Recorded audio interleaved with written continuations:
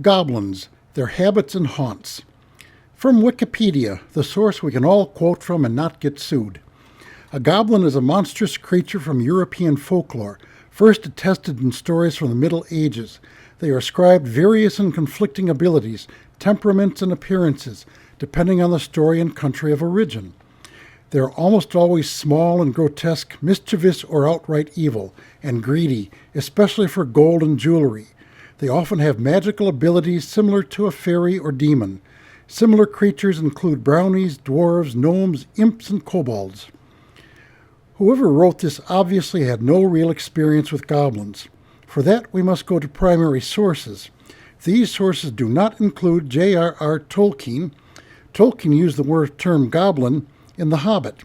He later wished that he used the word orc, which is not the same creature as a goblin. No, we need to go to someone who has accurately described goblin behavior and appearances.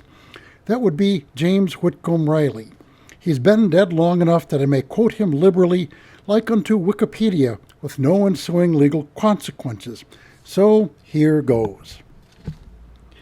Little orphan Annies come to our house to stay, and wash the cups and saucers up and brush the crumbs away, and shoo the chickens off the porch and dust the hearth and sweep, and make the fire and bake the bread and earn her board and keep. And all us other children, when the supper things is done, we sit around the kitchen fire and has the mostest fun, a-listening to the witch tales that Annie tells us about, and the goblins that'll get you if you don't watch out.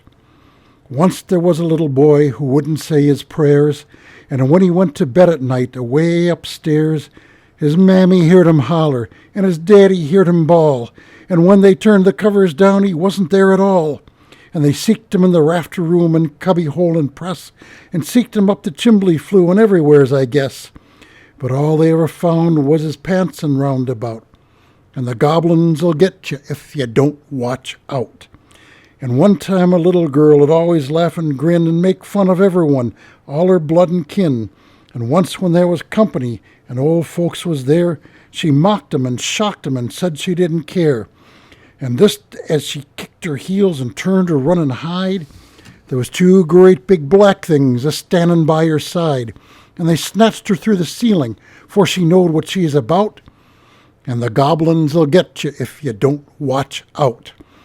And little orphan Annie says when the blaze is blue, and the lamp wick sputters and the wind goes woo, and you hear the crickets quit, and the moon is gray, and the lightning bugs and dew is all squinched away, you better mind your parents and your teachers fond and dear, and cherish them that loves you and dry the orphan's tear, and help the poor and needy ones that clusters all about, ere the goblins'll get you if you don't watch out.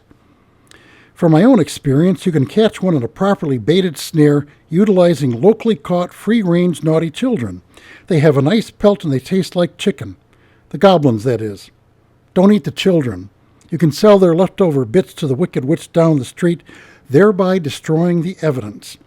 This has been Dean Cooper, quasi-scientist, enlightening you with my quasi-theory of the week. You may read the text of this on my blog at bydean.com. That's BHAIDIN.com.